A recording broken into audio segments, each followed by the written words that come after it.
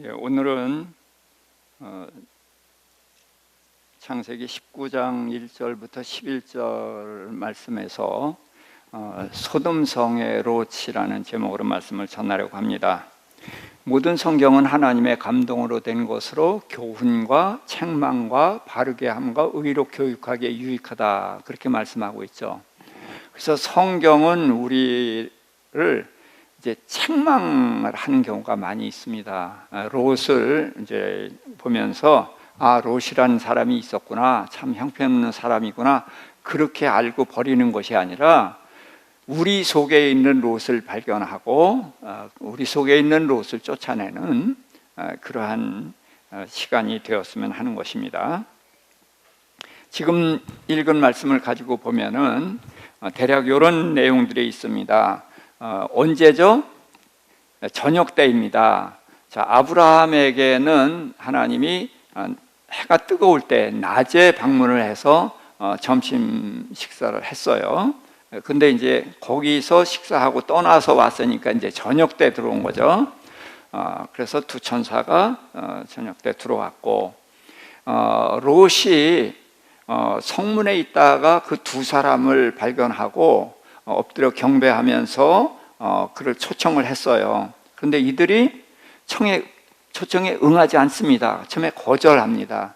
근데 반복해서 초청을 하니까 승낙을 해서 롯의 집에 들어오거든요. 자, 하나님이 아브라함을 만날 때와 많이 다릅니다. 아브라함은 이렇게 보니까 맞은편에 하나님과 두 천사가 서 있었어요. 그래서 초청하니까 기다렸다는 듯이 들으셨거든요. 그런데 롯에게는 초청을 했는데도 거절하다가 마지 못해서 들어갔다. 그걸 보면은 아브라함과 롯의 차이를, 하나님이 대하는 차이를 우리가 생각하게 되겠죠. 그럼 왜 그런 차이가 있겠는가? 하나님은 그들의 삶을 보고 이제 그 모습을 보고서 그렇게 대우를 하시는 것이겠죠. 자, 아브라함 집에서는 송아지를 잡았고 빵을 구웠고 또 버터와 치즈 뭐 이런 것들을 해서 많이 드셨기 때문인지 몰라도 롯의 집에서는 무교병만을 먹었다. 또 롯의 집에서는 심판하러 왔잖아요. 그런데 송아지 먹을 수가 있겠습니까? 하나님도 절대로 그런 분이 아니시거든요. 그러니까 천사들도 무교병을 먹는 것으로 그쳤다고 볼 수가 있습니다. 그런데 이제 소돔과 고모라가 멸망하지 않을 길이 있었죠. 어떤 길? 의인이 10명만 있었어도 멸망하지 않는다. 그래서 하나님은 심판의 기준이 악을 기준으로 하는 것 같으면서도 의인을 기준으로 한다는 거예요. 악을 기준으로 한다는 것은 심판의 이유이지만, 그러나 심판할 것이냐 안 할 것이냐를 정하는 기준, 유보하는 기준은 의인, 하나님의 자녀들에게 있다는 것이죠. 자, 그래서 지금도 이 세상은 소돔보다 더 악한데도 불구하고 하나님 심판하지 않는 것은 우리 믿음을 가진 하나님의 자녀들이 있기 때문이고, 그런데 우리가 이름만 그리스도인으로 있으면 안 되겠죠. 자, 그래서 이런 상황이었고, 그런데 이제 그들을 눈을 어둡게 해서 롯을 집 안으로 끌어들이고 이제 그 다음 이야기로 이제 진행을 하게 됩니다. 자, 롯과 그 아내와 두 딸에 대해서 좀 생각을 해보자는 거죠. 자, 천사가 이렇게 말합니다. 내게 속한 자들을 다 이끌어내라. 그러니까 롯을 따라 나올 수 있으면 누구든지 나오려는 거예요. 멸망에서 구원받을 수 있다는 것입니다. 그러니까 아브라함도 그 의인 50명이 있을 거라고 생각을 했잖아요. 그래서 왜 50명부터 생각했어요? 거기 누가 있기 때문에? 롯이 있기 때문에. 아브라함은 자기 밑에 훈련된 자 318명이 있었는데 롯에게도 200명 이상의 그 사람들이 있었단 말이에요. 그러니까 소돔에 들어가서 아무리 그들이 변질되고 타락했어도 적어도 50명은 있을 거라는 것이 아브라함의 기대였거든요. 그런데 지금 여기 와 보니까 아브라함의 생각과는 전혀 다른 그런 모습을 보게 되죠. 그래서 이 성을 멸하라고 하나님께서 우리를 보내셨다. 그러면서 이제 얘기를 했더니 우선 딸과 정혼한 사회들에게 갔어요. 그랬더니 그들이 천사의 말을, 롯의 말을 뭘로 알았다고요? 농담으로 여겼다. 그래서 주님은 말씀을 다 전하신 다음에 꼭 뒤에서 이런 말씀을 하셨어요. 뭐가 있는 자는 들으라? 예, 귀 있는 자는 들으라. 그러니까 거기는 귀가 없는 사람도 많이 있었죠? 예? 예, 귀가 없는 사람은 없어요. 근데 문제는 하늘나라의 말씀을 들을 귀가 있는 자가 있고 없는 자가 있다는 뜻이죠. 자, 그런 것처럼 구원의 말씀도 하나님의 말씀인데 이 구원의 말씀을 들을 귀가 두 정혼한 사회들에게는 없었다는 것이죠. 그래서 그들이 농담으로 여겼고 농담대로 됐으면 얼마나 좋겠어요? 근데 그렇게 안 되는 바람에 이제 멸망을 하게 된 것이죠.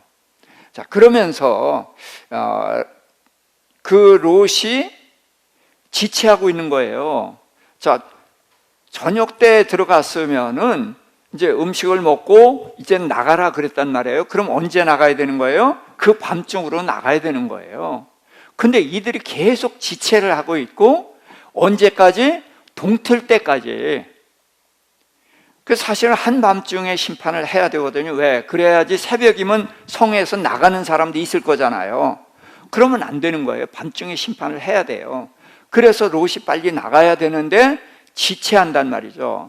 그랬더니 두 천사가 롯과 그의 아내 또 두 딸의 손을 잡아서 성 밖으로 끄집어 내줬다는 거예요. 그러면서 지체하지 말고 산으로 도망가라. 자, 밑에 노란 줄 함께 읽을까요? 여호와께서 롯에게 자비를 더하심이더라.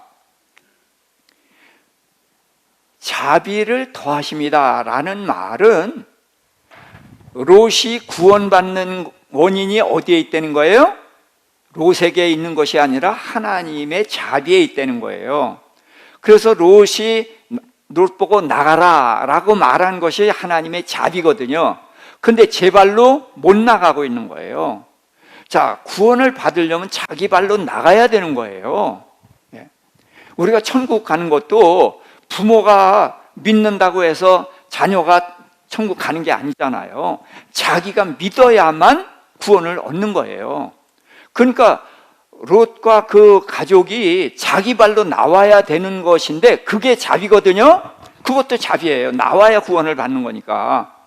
그런데 손을 잡아서 끄집어낸 것이니까 자비를 더하심이라.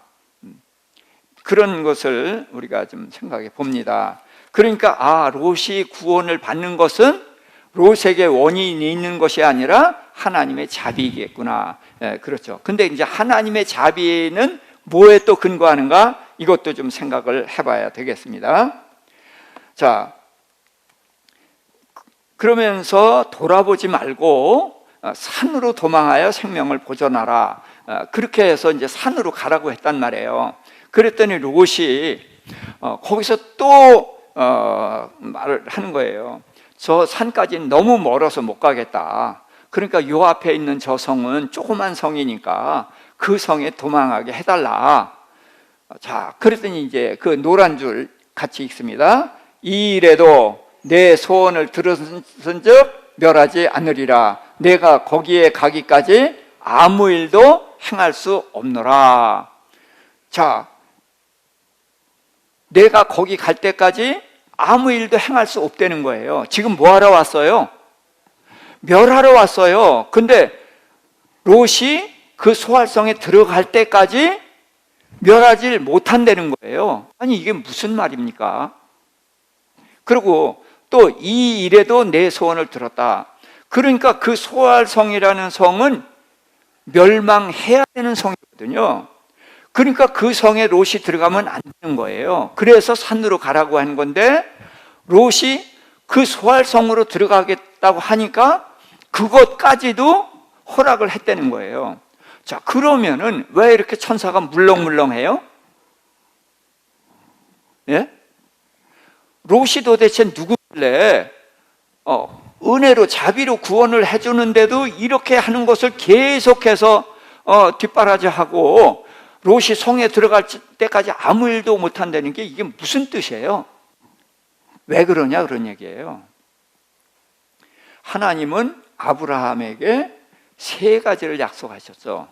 그래서 내가 큰 나라를 이루게 하리라. 그래서 큰 민족은 고이라고 해서 나라로 번역할 수도 있다고 그랬어요. 그래서 제가 말씀을 드렸지만 하나님이 바벨탑을 흩으시고 셈의 족보에서 아브라함을 부르셨는데 바벨탑이 어떤 나라예요? 하나님이 없는 나라예요. 그럼 아브라함을 통해서 세우시는 나라가 무슨 나라예요? 하나님의 나라예요. 성경 전체 흐름이 이야기예요. 그래서 아브라함을 부르시는 것부터 계시록까지가 하나님 나라에 대한 이야기인 거예요. 그러면서 하나님의 나라를 세우겠다고 했는데 그것이 우선 시각적으로는 가나안 땅에 세우는 이스라엘 나라인 거예요. 그런데 그게 여호수아 시대 때 가나안 땅에 들어가니까 600년 이상 지난 후의 이야기거든요. 그러니까 아브라함은 그것을 도대체 알 수가 없는 거예요. 그래서 하나님은 두 가지 보너스로 약속을 하셨죠. 하나는 뭐예요? 내 이름을 창대케 하리라. 너를 유명인사 만들어 주겠다. 그리고 또 하나는 너를 축복하면 복주고 너를 저주하면 저주한다는 약속을 하셨거든요.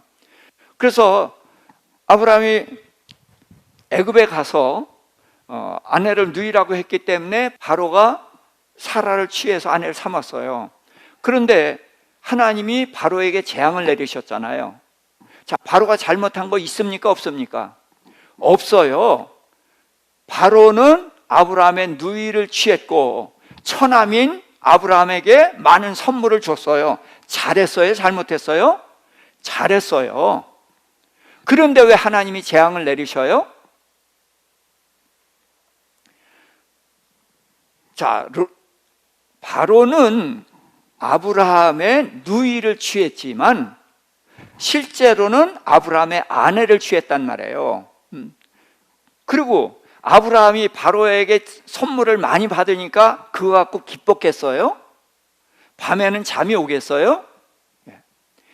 그러니까 바로는 모르지만 아브라함의 아내를 빼앗아 간 것이 됐단 말이에요. 그래서 아브라함의 마음을 아프게 했단 말이에요. 그러니까 아브라함을 저주한 것이 되기 때문에 하나님은 너를 저주하는 자는 저주한다. 그래서 바로에게 재앙을 내리신 거거든요.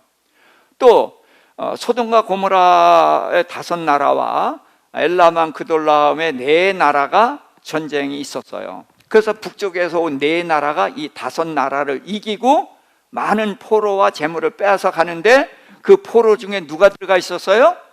롯이 들어가 있었어요. 자, 그런데 그 아브라함이 그 318명과 또 그 동맹한 자니까 합해봤자 1000명이 될까 말까한 인원인데 5나라를 이긴 4나라의 군대를 쫓아가서 그들을 파고 다 빼앗아 오고 구해왔다는 거예요. 자, 이게 가능한 일이에요? 불가능한 일이에요. 아브라함은 20장에 가서도 또 아내를 누이라고 하는 사람이에요. 그러니까 절대로 용사가 아니에요. 그런데 어떻게 5나라를 이긴 4나라의 군대를 얼마나 쫓아갔냐면 단까지 쫓아가고 다메섹까지 쫓아갔는데 어디라고 하면 되냐면 대구 평양 지나서 저기 저 위에 단동 지나서 하얼빈까지 쫓아갔다. 그렇게 얘기하면 되려고 먼 데까지 쫓아 올라가서 구해왔다는 거예요. 그게 어떻게 가능한 일이에요?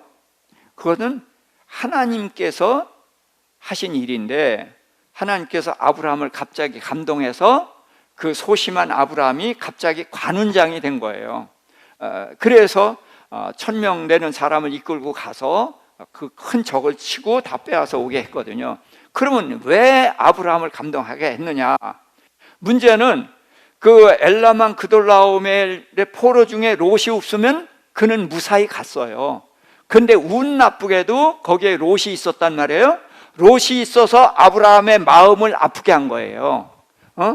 조카 롯을 빼앗겼으니까 너무나 고통스러워 했거든요. 그러니까 그 엘라만 그돌라오멜은 자기도 모르는 사이에 아브라함을 저주한 것이 된 거예요. 그래서 하나님은 너를 저주하면 저주한다. 그래서 아브라함을 갑자기 관원장이 되게 해서 그들이 빼앗아간 것을 다 빼앗기고 그렇게 하게 만들었단 말이에요. 그래서 하나님은 약속을 지키시는 하나님인 거예요.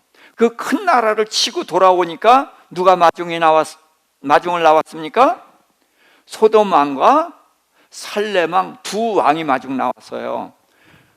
그래서 저는 이 얘기할 때마다 그런 식으로 얘기해요. 제가 하얼빈에 왔더니 흑룡강 성장이 마중 나와서 그랬더니 에이 그럴 리가 있어요 그래. 왜? 아니 선교사님은 목사 이 땅에 나고내고 외국 사람인데 성장이 마중 나왔을 리가 있겠냐? 그래 맞아. 아브라함이 그 땅에 나그네야. 그런데 두 왕이 마중 나왔어. 그러니까 어떻게 된 거야? 하나님이 내 이름을 창대케 하리라는 그 약속을 이루신 거다. 그래서 성경은 무슨 일이 있을 때마다 하나님의 약속이 이루어지고 있다는 것을 우리가 봐야 되는 거예요. 그래서 아브라함은 하나님의 약속이 이루어지는 것을 계속 경험을 하는 건데, 지금 이제 롯 때문에 하나님은 천사와 함께 아브라함을 찾아왔고, 또 소돔과 고모라에서 원망하는 소리가 들려서 내가 듣고 내가 과연 그런지 안 그런지 보러 내려왔다. 하나님 그렇게 말씀하셨잖아요. 그래서 제가 그렇게 트집을 한번 잡았죠. 하나님은 청력은 좋으신데 시력은 약하다. 그래서 잘 안 보이니까 제가 저기가 지금 잘 안 보여갖고 자꾸 이쪽을 보는 것처럼 하나님도 시력이 나쁘시니까 보려고 내려오셨다. 말씀으로는 그렇게 돼 있거든요. 근데 왜 그러셔요? 아브라함한테 소돔 이야기를 하려고. 그러니까 아브라함은 롯이 있으니까 소돔을 멸망하지 말라고 매달렸는데 의인 10명도 없다. 자, 그러니 하나님의 심판을 멈추게 할 수 있어요, 없어요?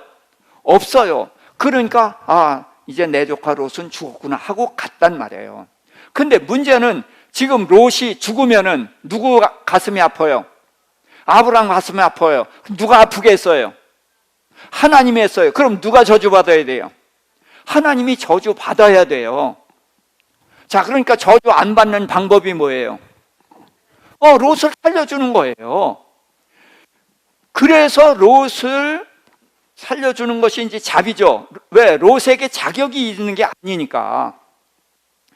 근데 안 나가니까 손을 붙잡고 끄집어내줬고, 그러고서 산으로 가라는데 또 못 가겠다고, 소알성으로 가겠다고 그러니까 그것도 어떻게 하지 못하는 거예요.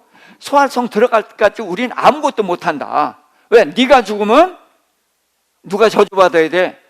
하나님이 저주받으셔야 돼. 그러니까 하나님은 무슨 일이 있어도 롯을 살려야 되는 거예요. 이걸 약속을 중심으로 보면은 이게 보인다는 겁니다. 그래서 그가 이제 돌아가는데 문제는 롯의 처가 뒤를 돌아다 보았고, 그래서 소금 기둥이 되었다. 자, 롯이 봤으면은 어떻게 될까요? 살려줄 거예요. 맞아요. 권사님 말씀대로 소금 기둥 만들면 누가 괴로워요? 아브라함 괴로워요. 그러니까 사실은 롯의 마음이 아직 못 나왔거든요. 네. 무슨 얘기냐 하면은 손을 잡아서 끄집어냈다는 것은 자력으로 나온 게 아니다는 거예요. 그러면 자력으로 나온 게 아니라는 건 뭐예요?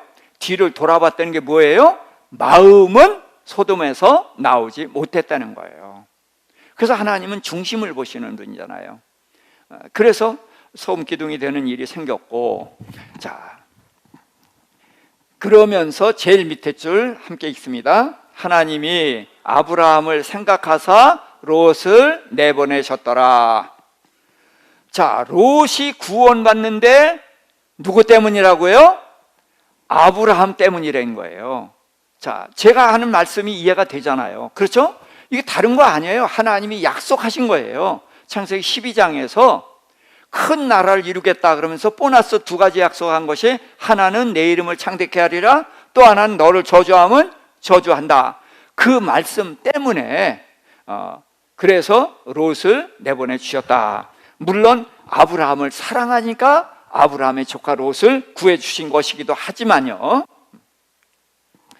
자, 그래서 롯과 그 아내와 2딸이 어떤 사람인가, 그들의 나머지 이제 마무리를 좀 뒤따라가 보도록 하겠습니다. 자, 그때 이제 하늘에서 유황불이 비같이 쏟아져서 내려서 소돔과 고모라를 멸망을 시켰는데, 자, 우리가 생각할 때 하늘에서 유황과 불이 쏟아져 내린다는 것이 이해가 돼요? 안 되니까 지진이 나가지고 멸망을 했을 것이다. 우리는 그렇게 생각을 할 수가 있어요. 우리는 상식적으로, 일상적으로 경험한 범위 안에서 생각을 하니까. 그러나 하나님은 하늘에서 유황불이 비처럼 쏟아져 내려서 멸망을 시켰다라고 말씀을 하시니까 우리는 하나님의 심판을 하신 그대로를 믿어야 하는 것이죠. 자, 그래서 이제 소알성이 이제 롯 때문에 구원을 받았죠. 그러니까 소알성 사람들에게는 롯이 구세주라고도 할 수가 있습니다. 이런 말 함부로 써서 죄송합니다만은. 자, 그런데 롯이 마음이 또 변했어요. 그 소돔과 고모라와 그 일대가 황폐하게 멸망된 참혹한 형상을 보니까 두려운 거예요. 이 소알성도 원래 멸망하기로 예정됐던 거잖아요. 자, 그러니까 두려운 거예요. 이 성을 멸망시키면은 어떻게 하나. 예정됐던 것이니까. 그래서 두려웠고, 그래서 산으로 갑니다. 자, 산으로 갔더니 2딸이 효녀예요. 자, 우리 아버지 대를 이어야 되는데 산에 들어와 있으니까 아버지 대를 이을 사람이 없잖아요. 여자가 없잖아요. 엄마는 죽었고. 자, 그러니까 아버지에게 술을 먹이고, 그래서 2딸이 교대로 아버지하고 동침을 하는 바람에 이제 아이가 생겼고, 그 아이들이 모압과 암몬, 그런 족속이 됐단 말이에요. 자, 그러니까 우린 여기에서 이제 롯의 문제를 보게 되죠. 롯의 문제가 뭐예요? 우선은 술이에요. 그렇죠? 술 때문에 이렇게 부끄러운 조상이 됐단 말이에요. 그 노아는 당대의 의인이고 하나님이 인정한 사람이잖아요. 그래서 노아를 통해서 방주를 짓게 했잖아요. 그런데 그 노아도 술 때문에 벌거벗고 자다가 자기 자식을 저주하는 불행한 일이 생겼잖아요. 그래서 성경에는 술에 대해서 많은 이야기를 하는데, 자, 성경에는 술을 먹지 말라는 말씀은 없죠? 그렇죠? 자, 우선 롯의 문제를 좀 정리를 좀 하면은, 아브라함이 떠나라고 할 때 그가 먼저 선택을 했죠. 자, 아브라함은 롯의 큰아버지예요. 자, 그럼 큰아버지가 네가 좌하면 내가 우하고 내가 우하면 내가 좌하리라. 선택해라. 그러면 어떻게 해야 되겠어요? 예, 큰아버지 먼저 그래야 되는데 롯이 먼저 선택을 했죠. 이럴 때 뭐라고 해요? 예, 뭐가 없다? 예, 싸가지가 없다. 예, 좀 거친 말이지만 정말 그렇잖아요. 예, 그렇게 해서 먼저 선택을 했다는 거예요. 왜? 탐욕 때문에. 또 눈에 보기에 에덴 동산 같이 좋았다. 어디가 눈에 소돔과 고모라가. 예. 그래서 눈에 보기에 좋았기 때문에 그걸 선택을 했다는 거예요. 그런데 성경에서는 롯을 의로운 롯이라고 하고 있거든요. 그게 이제 베드로후서 2장 7절입니다. 함께 읽습니다.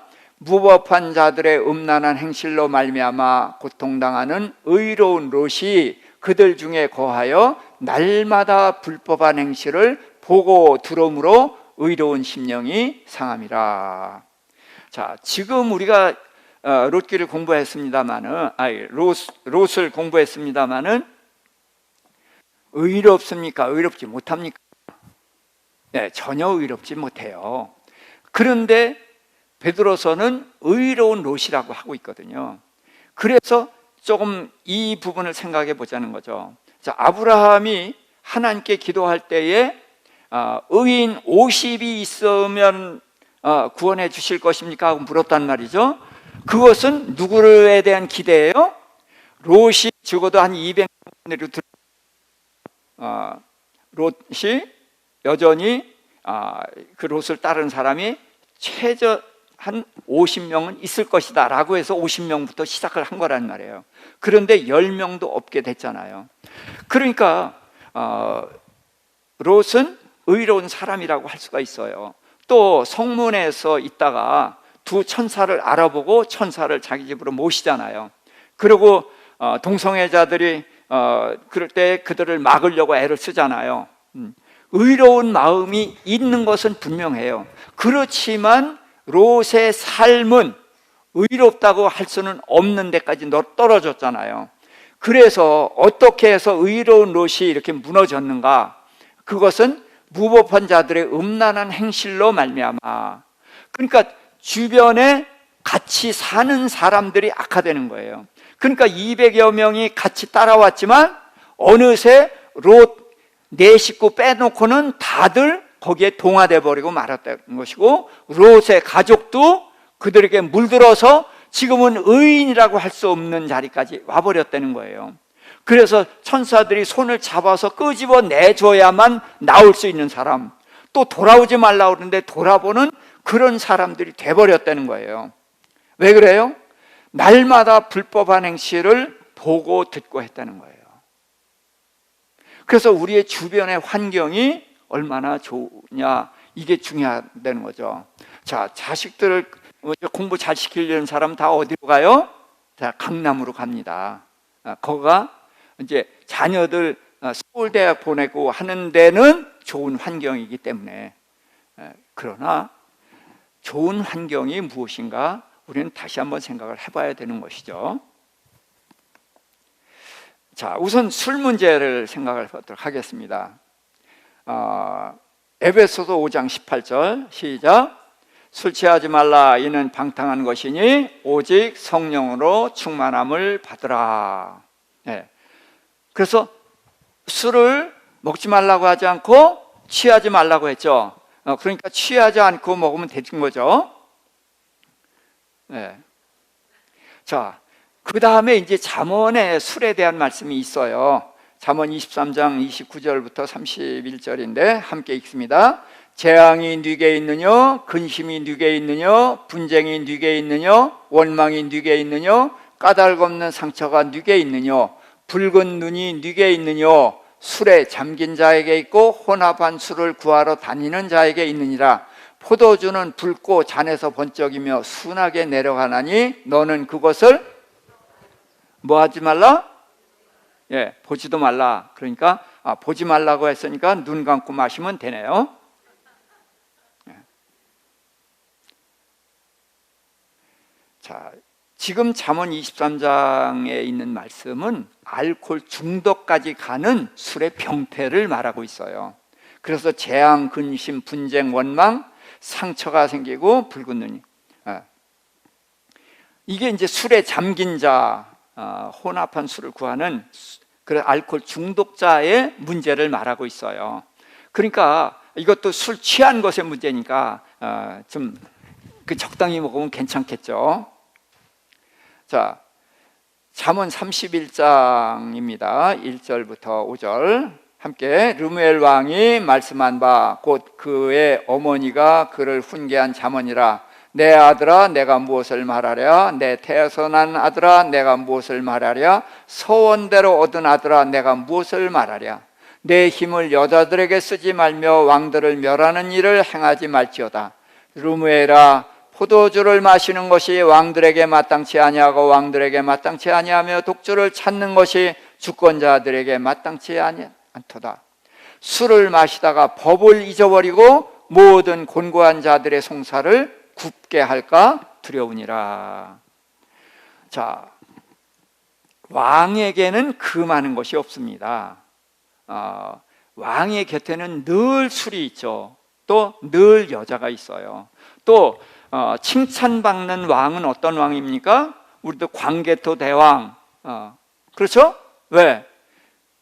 땅을 넓혔으니까 그런 왕을 훌륭한 왕이라고 한다는 거예요.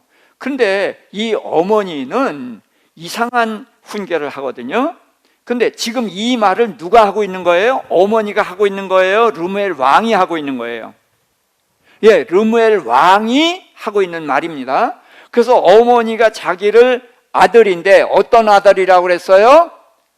내 태에서 난 아들이고 서원에서 얻은 아들이다. 그러니까 얼마나 귀한 아들이겠어요. 귀한 아들이니까 정말 그 아들에게 하는 말도 고르고 골라서 해야 되겠죠. 그래서 내가 무엇을 말할까 무엇을 말할까 무엇을 말할까 3번이나 말해서 생각하고 생각해서 하는 말이 2가지예요. 하나는 내 힘을 함부로 쓰지 말라, 힘에 대한 말이고, 또 하나는 술에 대한 말을 하고 있는 거예요. 자, 힘을 쓰지 말라. 어디에 쓰지 말라? 여자들에게 쓰지 말며. 또 왕들을 멸망시키는 일을 행하지 말라. 그래서 다른 나라를 정복해서 땅이 넓어졌다, 자랑스럽지만 땅을 넓히기 위해서 누가 싸워요? 내 백성들이 군사가 돼서 싸워요. 그럼 그들 중에 많은 사람이 다치고 죽는단 말이죠. 그것이 나라를 부강하게 하는 것이라는 명분은 있지만 백성을 위하는 마음은 아니지 않느냐. 그래서 나라를 넓히는 일을 하지 말라. 이렇게 이제 권고를 하는 것입니다. 또 하나는 이제 술을 먹지 말라는 거예요. 그래서 주권자에게 마땅치 않다, 마땅치 않다, 마땅치 않다 3번을 간곡하게 권하는 것이 술을 먹지 말라는 거예요. 그러면서 왜 그러냐? 술을 마시다가 뭘 잊어버리게 된다? 법을 잊어버리게 된다. 우리가 신앙생활을 하는데 뭘 잊어버리게 된다? 하나님의 말씀을 잊어버리게 된다는 거예요.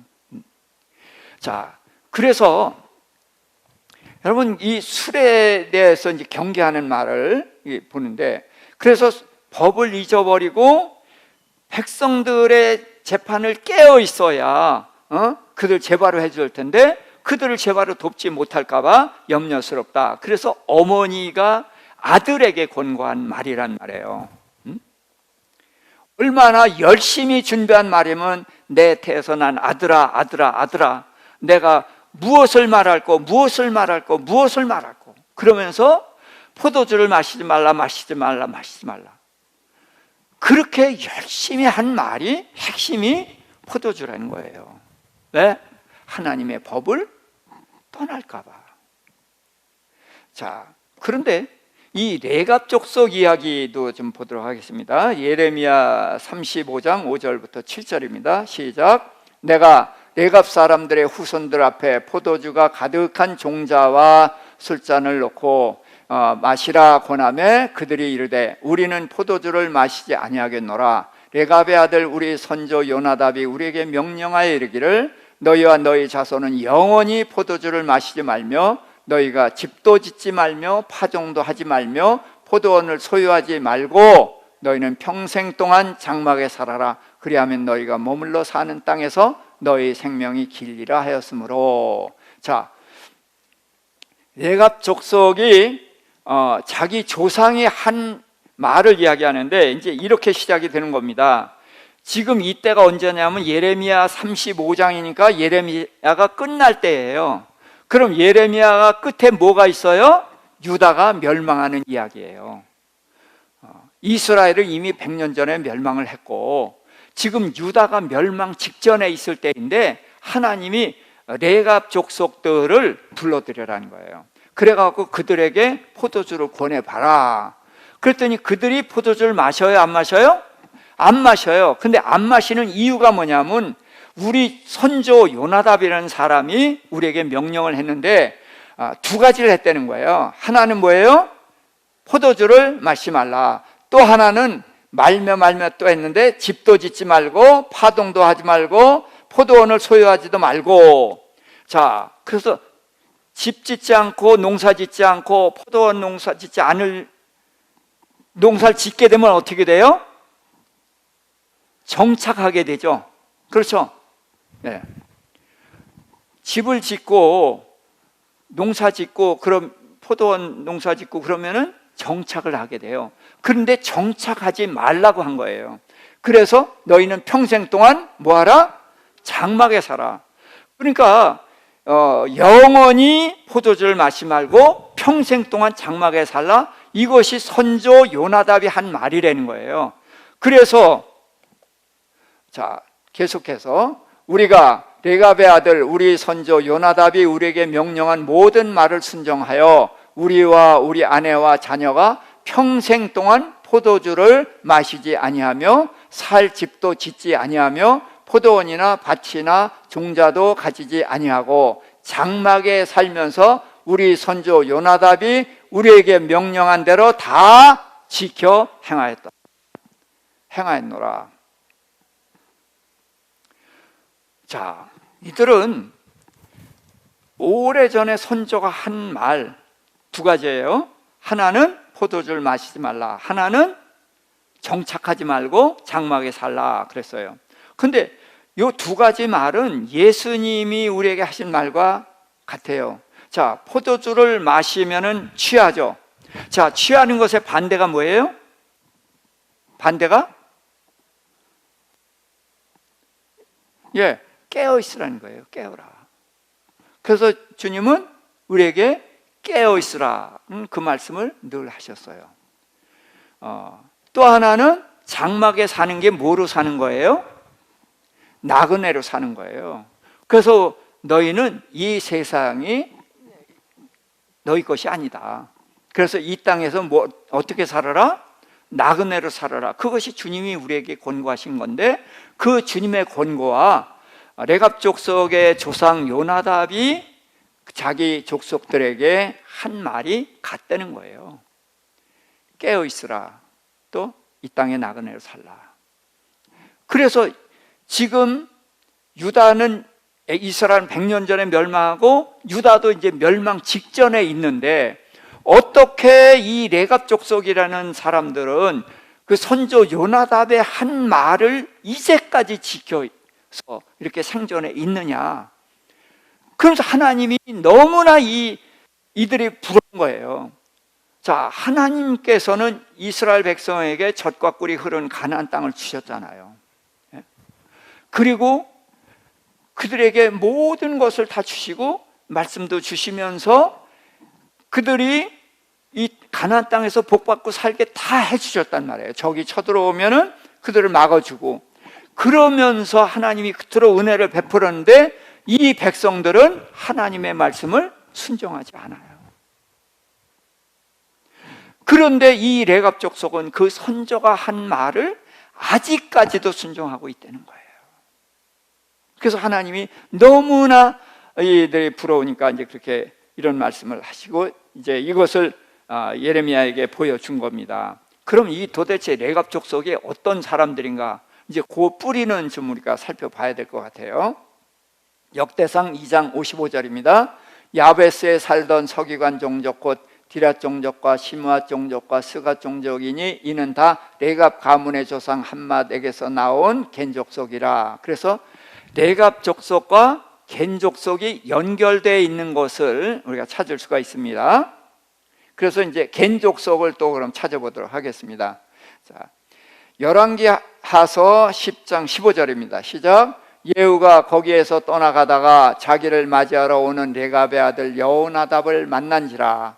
그의 안부를 묻고 그에게 이르되 내 마음이 내 마음을 향하여 진실함과 같이 내 마음도 진실하냐 하니 여호나답이 대답하되 그러하니이다. 이르되 그러면 나와 손을 잡자. 손을 잡으니 예후가 끌어 병거에 올리며.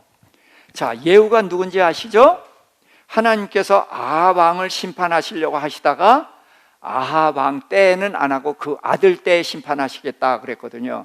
그래서 그 아들 때에 이제 엘리사가 자기 이제 그 선지생도 하나를 보내서 전쟁터에 나가 있는 예후에게 기름을 부어서 왕이 되게 하고, 그래서 아합의 집안을 멸하라, 그런 명령을 내렸단 말이에요. 그러니까 예후가 그 이제 말을 타고 달려와서 마중 나온 그 왕을 죽이고 그 가족들을 다 몰살을 했단 말이에요. 자, 그런데 자, 이게 하나님의 말씀이 아니면은 예후는 뭐 한 거예요? 예? 신하가 왕을 죽였으니까 뭐 한 거예요? 모반한 거예요. 반역을 일으킨 거예요. 자, 그런데 이 예후는 이게 하나님 때문에 했잖아요. 근데 백성들이 그걸 알아요, 몰라요? 모르잖아요. 그렇죠? 하나님이 백성들에겐 말 안 하고 선지자를 통해서 자기한테 기름 부으면서 말했단 말이에요. 누구 증인이 없어요. 자, 그러니까 백성들이 예후를 따르겠어요, 안 따르겠어요? 경계할 거 아니에요. 근데 이건 하나님의 말씀이라 분명히 했는데, 그때에 이제 레갑의 아들 여호나답을 만난 거예요. 그래서 너 나와 저기 마음이 하나냐? 그랬더니 하나다. 그랬더니 손을 잡았어요. 손을 잡았다는 것은 그 아내가 이제 하나가 된 거죠. 그래서 병거에 올린 거예요. 그래서 병거를 같이 타고 가거든요. 그러니까 백성들이 예후를 보니까 모반한 사람이란 말이에요. 그런데 모반한 사람하고 누가 같이 있어요? 여호나답이 같이 있단 말이에요. 이게 레갑 족속이거든요. 근데 이 레갑 족속은 어디에 가서든지 적이 없어요. 적이 없고, 적이 없다는 것은 아무한테나 아부하고 그래서 적이 없는 것이 아니라 의롭게 곧게 정직하게 선하게 살기 때문에 누구도 적이 없다는 거예요. 또 이 사람들은 뭐 땅을 뺏거나 뭐 이런 거 하지 않거든요. 누구에게도 피해를 안 끼치거든. 그래서 적이 없는 족속이에요. 그러니까 여호나답은 누가 봐도 저 사람 훌륭한 사람이야, 선한 사람이야, 그렇게 인정받거든요. 그러니까 여호나답을 병거에 같이 올린 거예요. 그러니까 사람들이 예후가 모반을 했는데 여호나답이 모반한 사람하고 같이 있단 말이죠. 그러니까 생각을 하게 되는 거예요. 여호나답이 모반할 사람하고 같이 있을 사람이냐 아니냐? 어때요? 아니거든요. 그렇다면은 예후가 모반한 것이 아니라 예후는 하나님의 말씀대로 심판하는 것이다 라고 예후가 한 말을 믿어주는 근거가 여호나답이 된다는 거예요. 그러니까 우리가 여기서 배워야 되는 게 뭐냐면, 우리는 우리의 삶을 통해서 그리스도를 증거해야 되는 거고 증거될 수 있다는 거예요. 네? 그래서 너희 빛을 사람들에게 비치게 하여 저희로 너희 착한 행실을 보고 하나님께 영광을 돌리게 하라. 착한 행실이 뭐예요? 그게 빛이란 말이에요. 그래서 우리는 그렇게 살아야 돼요. 그래서 언제든지 백성들에게 칭찬을 받았거든요. 그래서 지금 여호나답은 그리스도인이 아니에요. 레갑 족속이에요. 그런데 레갑 족속인 여호나답이 의롭고 선하기 때문에 예후를 의롭고 선하다고 인정해 주는 역할을 하게 됐다는 거예요. 자, 민수기 10장 29절입니다. 모세가 모세의 장인 미디안 사람 르우엘의 아들 호밥에게 이르되 여호와께서 주마하신 곳으로 우리가 행진하나니 우리와 동행하자. 그리하면 선대하리라. 여호와께서 이스라엘에게 복을 내리리라 하셨느니라. 아멘. 자, 이제 르우엘이 아내 십보라와 두 아들을 데리고 모세를 찾아온 일이 있었죠. 아마 그때에 호밥이 같이 왔던 것 같아요. 그러고서 이제 르우엘은 돌아갔고 이 호밥이 같이 있었는데, 호밥이 어떤 일을 잘하냐면 진을 치는 일을 잘해요. 자, 진을 친다는 것을 우리는 좀 생각해 보겠습니다. 자, 하나님의 교회가 이제 장막을 치잖아요. 자, 장막을 치면 문이 어느 쪽이죠? 문이 동쪽입니다. 그래서 동쪽을 향해서 문이 있게 회막을 칩니다. 그러면 그 문 앞에 누가 있어요? 제사장들이 있어요. 제사장들이 있고 레위인이 셋이거든요. 레위인이 셋으로 이 법궤를 하나님의 회막을 둘러싸고 있어요. 또 문 앞에 거기에는 이제 이스라엘 백성이 있는데 누가 있어요? 유다와 두 지파가 있고, 이 아래는 루벤 지파와 두 지파, 이쪽에는 에브라임과 두 지파, 여기는 단과 두 지파. 그래서 12지파가 정해진 자리가 있는 거예요. 어디를 중심으로? 하나님을 중심으로 정해진 자리가 있는 거예요. 자, 그런데 이제 저 구름이 떠올라요. 그러면은 행진을 해야 되는데, 그럼 누가 먼저 가요? 예, 유다가 먼저 갑니다. 유다와 다른 두 지파가 앞에 가요. 그 다음엔 루벤 지파가 따라가요. 그 다음에는 하나님의 궤가 중간에 들어가서 가는 거예요. 그 다음에 에브라임 지파, 그 다음에 단 지파. 그렇게 해서 일렬로 쭉 행진을 갑니다. 그러니까 하나님은 언제든지 이스라엘 중심에 계셔요. 왜 중심에 계시냐? 이스라엘 백성에게 섬김을 받으려고 중심에 온 것이 아니라 이스라엘을 거룩하게 하려고 하늘에서 내려오셨단 말이에요, 하나님이. 그래서 이스라엘 가운데 오셨다는 것을 늘 나타내는 거예요. 그래서 하나님이 이스라엘 중심에 오셔서 거룩하신 영향력을 끼치는데, 제사장과 레위인에게 영향을 끼치고, 나아가서 유다와 12지파에게 영향을 끼치고, 더 나아가서는 이방 민족에게까지 그 의롭고 거룩한 영향을 끼치려고 했던 거예요. 그래서 이스라엘을 제사장이라고 하는 거예요. 너희를 제사장 족속으로 삼았다라는 것은 죄인이 이방 족속까지도 하나님의 백성을 삼게 하는 그런 역할을 부탁했던 거예요. 기대를 했던 거예요. 근데 이스라엘은 그 기대는 전혀 못하고 자기들마저도 무너졌단 말이에요. 자, 그래서 이제 이렇게 진을 치는데 가다가 이제 또 구름이 멈춘단 말이에요. 그러면은 유다 지파가 자리 잡고 또 루벤도 자리 잡고 그러면서 법궤가 또 자리 잡는 거예요.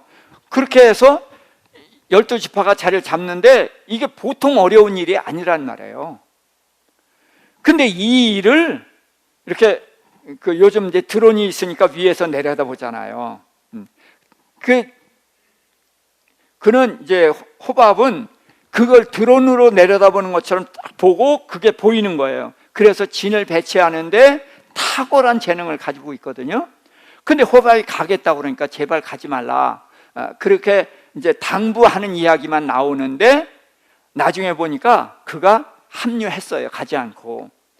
그래서 이스라엘 속에 들어왔단 말이에요. 자, 그러니까 이스라엘은 60만이에요. 근데 호밥은 한 사람입니다. 그런데 그가 이제 한 사람, 이민족이에요. 미디안 족속입니다. 미디안 족속으로 이스라엘 가운데 살고 있는데, 그러면은 이 호밥의 후손들이 소멸돼 없어지는 게 정상이죠. 그런데 이스라엘은 이미 없어져 버렸고 유다도 없어지는 지경인데 이 호밥의 후손들은 당당하게 살아 있었다는 거예요. 자, 사사기 4장 11절입니다. 모세의 장인 호밥의 자손 중 겐 사람 헤벨이 떠나 게데스에 가까운 사하나님 상수리 나무 곁에 이르러 장막을 쳤더라. 그래서 여기서 이제 장인이라는 것은 처남을 말하는 건데, 이제 호밥을 겐 사람 이렇게 말한다는 거예요. 그러니까 이 레갑 족속은 뿌리가 돼요. 겐 사람이고 그 꼭대기는 호밥이에요. 그 호밥의 후손들이 60만 이스라엘 속에 들어왔는데 60만은 다 흩어지고 멸망하게 됐는데 그 호밥의 후손들만은 생생하게 살아남게 됐다는 거예요. 근데 그들이 살아남을 수 있는 근거가 뭐예요? 두 가지예요. 하나는 술을 먹지 않고 깨어있는 것이고, 또 하나는 정착하지 않고 나그네로 사는 것이다. 그러니까 나그네로 살다 보니까 그거 더 이상 욕심이 없단 말이에요. 왜? 나그네로 살면 간편해야 되니까요. 그래서 주님도 우리에게 똑같은 말씀을 하셨던 것입니다. 자, 그럼 룻을 통한 교훈을 우리가 좀 생각해 보도록 하겠습니다. 자, 룻이 먼저 선택을 했다. 그게 뭐예요? 탐욕이죠. 탐욕. 그래서 탐욕을 성경에서 뭐라고 말하는가? 시편 119편 36절입니다. 내 마음을 주의 증거들에게 향하게 하시고 탐욕으로 향하지 말게 하소서. 자, 우리의 마음에 탐욕이 있습니까? 없습니까? 예, 그래요. 예, 탐욕이 있어요. 이건. 그런데 우리에게는 이 탐욕으로 향하는 마음이 있다는 거예요. 이 욕구가. 그런데 이 욕구를 따라가지 말고 뭐를 따라가게 하라? 주의 증거들을 향하게 하라. 근데 주의 증거가 뭐예요? 하나님의 말씀이에요. 하나님의 말씀. 근데 이 하나님의 말씀을 왜 증거라고 하는가? 증거는 결과가 있는 거예요. 그렇죠? 그 말에 결과가 붙어 있을 때 그걸 증거라고 하는 거예요. 근데 하나님의 말씀은 1.1획도 땅에 떨어지지 않는다. 예수님이 내 말은 하나 땅에 떨어지지 않냐고 다 이루리라. 그래서 하나님의 말씀은 다 이루어지는 거예요. 그러니까 그 말씀을 증거라고 하는 거예요. 말이 결과라는 뜻이에요. 그래서 내가 하나님의 말씀을 향하게 하소서. 근데 왜 여기서 증거라는 표현을 쓰느냐? 이 말씀은 반드시 결과대로 됩니다. 하나님의 말씀을 따르라. 그리하면 뭐가 있어요? 복이 있어요. 하나님의 말씀은 결과로 복을 약속하셔요. 그러니까 내가 탐욕은 뭘 따라가요? 그것도 복을 따라가는 거예요. 세상의 복을. 그렇잖아요. 이익을 따라가는 거란 말이죠. 근데 내가 따라가는 세상에 또 이제 이익이 있고 하나님의 말씀도 결과가 있다는 거예요. 복이 있다는 거예요. 그러니까 하나님의 말씀을 증거라고 하면서 그걸 따라간다는 거죠. 근데 왜 이제 우리가 하나님의 말씀을 따라가기 어려운가? 하나님의 말씀은 두 가지 이유 때문에 믿기 어려워요. 하나는 너무 커서 믿기 어려워요. 예. 너무 커서. 그리고 또 하나는 이 세상에 없는 것이기 때문에 믿기가 어려워요. 그래서 우리는 이제 우리 선배들을 봐도 그들이 하나님의 말씀을 처음부터 믿지 못해요. 여러 가지로 경험한 후에 그 하나님을 믿어 가거든요. 지금 제가 아브라함을 공부하는 것도 바로 그 과정을 가는 건데, 그래서 그 결과를 보면서 경험하면서 증거를 보면서 믿어가는 겁니다. 그래서 우리는 하나님의 말씀에 말씀이 증거라는 것을 생각을 해야 돼요. 하나님의 말씀에는 반드시 복이라는 결과를 붙여놓고 있거든요. 그렇기 때문에 우리는 이 결과는 욕심을 내면서도 하나님의 말씀이 우리의 경험과 다르니까 따라가기 어려운 거예요. 자, 대표적으로 주는 것이 좋아요, 받는 것이 좋아요. 좋은 거, 내가 좋은 거. 예. 받는 게 좋죠? 예. 근데 성경은 주는 것이 복이라고 해요. 근데 그게 우리가 믿어지지 않죠. 예? 그래서 주는 것보단 받는 걸 더 즐긴다는 말이죠. 근데 예수님이 이렇게 말씀하셨어요. 주라. 그리하면 누르고 흔들어서 가득 채워서 너희에게 안겨주리라. 그럼 주는 게 커요? 받는 게 커요? 받는 게 훨씬 크죠. 누르고 흔들어서 또 다시 흔들고 누르고 그러면 꽉 차잖아요. 꽉 채워서 우리에게 안겨준다는 거예요. 자, 그러면은 이 말이 믿어지면 주는 게 쉽죠. 그러니까 빚을 내서라도 줘야 되잖아요. 많이 받으니까. 근데 우리가 왜 아직도 주는데 망설여져요?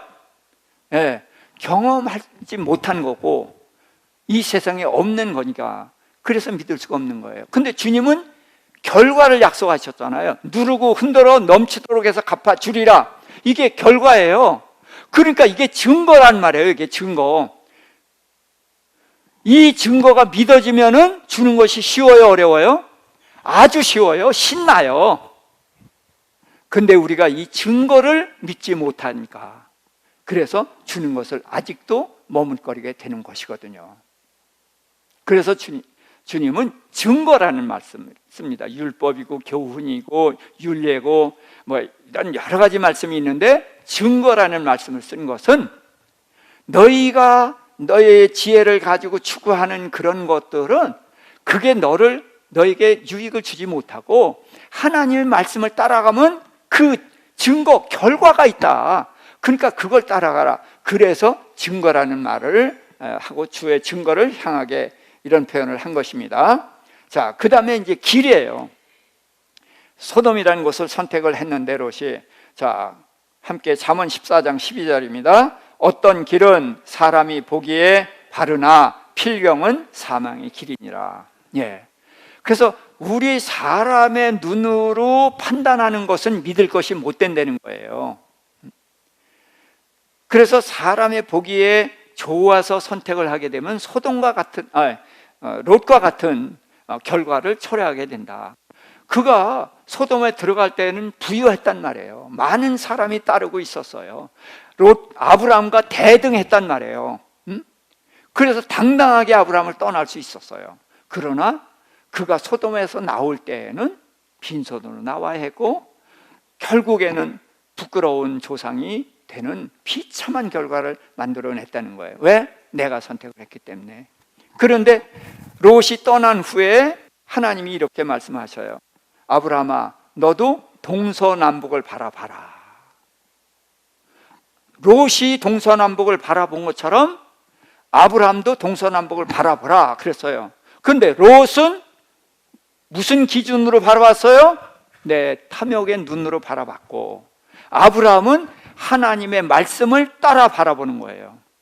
그렇기 때문에 아브라함은 그 하나님의 복을 받아 누리게 되는 것이죠. 자, 그리고 떠나라, 성경에는 떠나라는 말씀을 여러 번 하십니다. 로마서 16장 17절입니다. 형제들아, 내가 너희를 권하노니 너희가 배운 교훈을 거슬러 분쟁을 일으키거나 거치게 하는 자들을 살피고 그들에게서 떠나라. 자, 여기에서 우리는 우선 세상 사람들로부터 떠나야 됩니다. 그렇기도 하지만 이 이단들이 또 있잖아요. 이단도 다 예수를 믿는다고 하는 사람들이에요. 그런데 그들은 교훈을 거스리거든요. 그 말씀 밖으로 자꾸 나간단 말이죠. 그래서 교훈을 거스리는 것이 문제고, 그래서 그렇게 되면 분쟁 일으키잖아요. 이단 자꾸 따지고 싸우고 그런단 말이에요. 또 하나는 거치게 하는 것이다. 결국은 거치면 어떻게 돼요? 돌에 거치게 되면 넘어지죠. 우리를 넘어지게 한다는 거예요. 우리를 분쟁을 일으키고 넘어지게 하는 이런 것들, 이런 사람들에게서 떠나라는 것입니다. 자, 그렇다고 해서 이제 교회 안에 이런 사람들이 있습니까? 없습니까? 있어요. 그러면 그 사람들 떠나서 그럼 다른 교회로 가야 될까요? 그 사람들 상종 말아야 되나요? 성숙한 사람은 그 사람들을 만나줘야 돼요. 만나서 어떻게 돼요? 영향을 끼쳐야 되죠. 그래서 그 사람들을 교훈 안으로 들어오게 하고 거치는 역할을 하지 않게 해주는 그런 성숙한 사람들이 있어야 되는 거예요. 그러나 내가 그렇게 성숙하지 못한 사람들은 그런 사람들과 만나서 친구 삼지 말라는 거예요. 그러면은 그 영향을 받는다는 거죠. 내가 성숙했으면은 영향을 끼치는 사람이라면 만나야 돼요. 그러나 내가 영향을 받는 위치에 있다면은 그런 사람들과 교제는 조심해야 된다. 그래서 우리는 거슬러 분쟁하는 이런 자들에게서 떠나라. 그런데 떠나라는 것은 그들과의 그런 그 친숙한 교제, 깊이 그들을 사귀지 말라, 이제 그런 말씀이죠. 자, 제가 지금 에베소서 5장 18절의 말씀으로 정리를 하려고 합니다. 술 취하지 말라, 이는 방탕한 것이니 오직 성령의 충만함을 받으라 그랬는데, 자, 술은 누가 먹죠? 내가 먹죠. 그렇죠. 그래서 술이 내 안에 들어왔어요. 그러면은 술이 나를 얼굴이 빨갛게 되거나 하얗게 만들어 버리고 나를 비틀거리게 만들죠. 그러니까 술이 내 안에 들어와서 내 주인이 되는 거예요. 성령 충만이 뭐냐? 이 술 취함을 가지고 설명하려고 한 거예요. 술이 취하는 것이 뭐예요? 술이 내 주인이 되어 있는 거예요. 그럼 성령 충만이 뭐예요? 성령이 내 주인이 되는 것이 성령 충만이라는 거죠. 그런데 술 취하는 것과 성령 충만은 달라요. 그래서 아무리 성령 충만하게 해주세요 그래도 성령님이 내 안에 들어오셔서 술처럼 주인 노릇 하셔요, 안 하셔요? 안 하셔요. 어떤 때는 처음 만나거나 이렇게 이제 그런 경우에는 그 성령 체험을 하고 떼굴떼굴 구르고 뭐 정신없이 막 방언하고 이러는 경우가 한두 번은 있죠. 그렇지만 언제든지 성령은 우리를 인격적으로 대우해 주셔요. 그래서 내가 성령님께 보좌의 자리를 내드리고 성령님 여기 앉으세요 라고 요청하지 않으면은 성령 충만은 불가능한 거예요. 술은 내 의지와 관계없이 내 주인 노릇하고, 귀신도 내 의지와 관계없이 들어와서 귀신이 주인 노릇하지만, 성령님은 내가 인격적으로 그분을 예우해드리고 그분을 내 보좌에 모셔드리고 그분의 순종할 때에 그분은 내게 오셔서 주인 노릇 하시면서 우리를 성령 충만한 길로 인도하신다는 것입니다. 그래서 말씀을 정리합니다. 롯을 통해서 우리에게 주시는 교훈은 뭐냐? 우리의 욕심을 따라서 결정하지 말자는 거예요. 우리 욕심을 따르지 말고 하나님의 말씀을 따르라. 그런데 성경은 하나님의 말씀을 이럴 때 뭐라고 했어요? 증거라고 하셨다는 거예요. 결과가 분명히 있는 거라는 거예요. 입증된 거라는 거예요. 믿고 따라오라, 그런 것입니다. 그래서 하나님의 말씀을 믿고 따라가야 되는 것이고, 또 눈에 보기에 좋은 것을 선택했었단 말이죠. 근데 사람의 눈에 보기에 좋다고 그것이 옳은 것은 아니다. 그것이 멸망길일 수도 있다는 거예요. 그것이 롯이 선택한 길이란 말이에요. 그래서 우리는 우리 앞서간 사람들의 인도함을 받아야 되고, 무엇보다도 하나님의 인도하심을 따라가야만 되는 것이다. 그리고 우리가 누굴 교제해야 되느냐? 저는 선교사라도 하나님이 제게 맞는 일을 하셨어요. 저는 가서 믿지 않는 사람들에게 복음을 전하고 막 핍박하는 곳에 그런데 가서 뭐 이렇게 싸워가면서 복음을 증거할 수 있는 사람이 못 돼요. 그러니까 하나님은 저에게 저를 믿음을 가진 사람들을 만나게 하시고 교회 지도자들을 만나게 하셔요. 그래서 말씀을 다 알고 있는데 그 중에 이제 말씀을 사모하는 사람들, 그 사람들에게 제게 주신 말씀을 전하는 사역을 하게 하시거든요. 그러니까 하나님은 제게 맞는 길을 열어놓으시는 거예요. 그래서 제게 맞는 사람들을 붙여주셔요.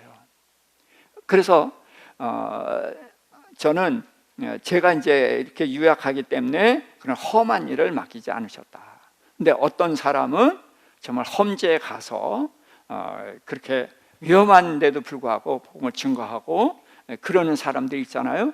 그 사람은 그만한 그릇이 되기 때문에 그쪽으로 간 거고, 그래서 우리는 믿음이 연약할 때는 좋은 환경 속에 있어야 돼요.